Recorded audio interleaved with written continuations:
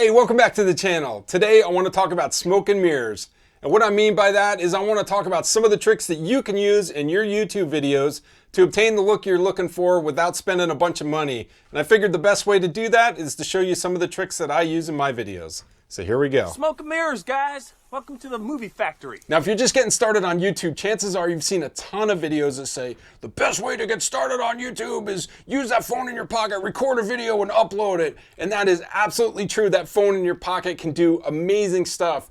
But at some point, you're gonna wanna do stuff like put color behind you like I have behind me, or do rotating product shots, or have overhead shots of products, or some of the other stuff that you see in much larger channels. Now the thing is, you don't have to spend the type of money that those larger channels spend. A lot of that stuff you can do with stuff that you already have around the house, or stuff that you can get really inexpensively. And that's kind of the theme of this video. I'm going to talk about a few things in this video that I do. If you have any other suggestions over what I talk about, please leave those down in the comments. And if you have any questions about anything I do, please leave that in the comments as well. So first, let's talk about these colored lights back behind me. So these two lights behind me are cheap lights that I got from Home Depot, and they're clamped to some old tripods I have. I also made a stand out of PVC. I got that at Home Depot as well. I got the bulbs at Home Depot, and the red light was brighter than the blue, so I wanted to diffuse it a little bit. So I went to the local grocery store and bought a shower cap to use as a diffuser. So the next thing I wanted to talk about is something that I use to add a little visual interest when I'm shooting product shots, and I've used this quite a bit, and that's to have a 360 degrees rotation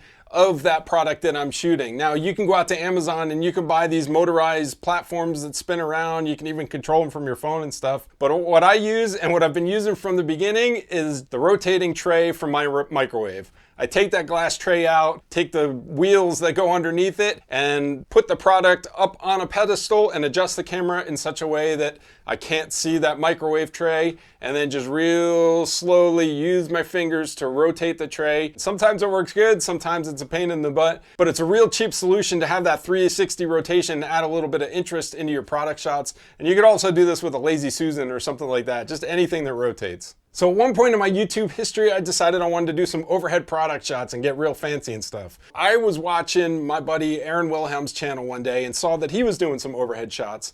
I hit him up on Twitter, asked him what he used, and he turned me onto a video by a guy named McJosher. Now McJosher, he created a tutorial video of an overhead rig that a design he came up with. That is what I use even to this day for the majority of my overhead shots. I'll put a link to that video as well as Aaron's channel down in the description. Go check out Aaron's channel. He does some great tech reviews. And even if you're not into tech, go check out his channel to just admire his fantastic beard. So this next thing is something that I use for every single video, and that's right here. This is a first generation iPad. Now I know there's nothing cheap about an iPad, but this one I got for 35 bucks on Craigslist because a guy's daughter had dropped it, dented up the side, broke the screen. The digitizer still works, but the screen has a big, huge crack on it. Got it for 35 bucks, and the reason why I bought it is because my Lumix G7 camera here, it has Wi-Fi capabilities, and there's an app for both iOS and Android. So I use this in every single video to set my levels, get my focus, all that stuff. I don't care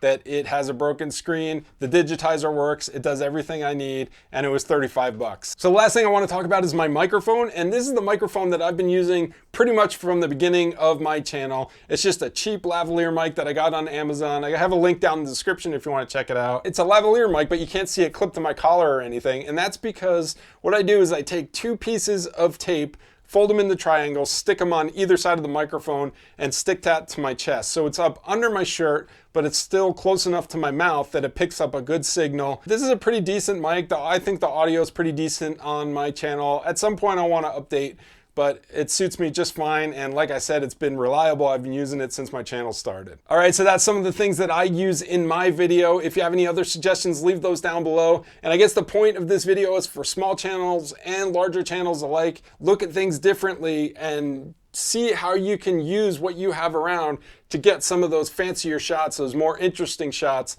that'll kind of elevate your videos. Even if you don't have a fancy camera and fancy audio and all this other stuff, you can still shoot some fantastic videos. So as always, hopefully you found this video useful and informative. If you did, hit that thumbs up.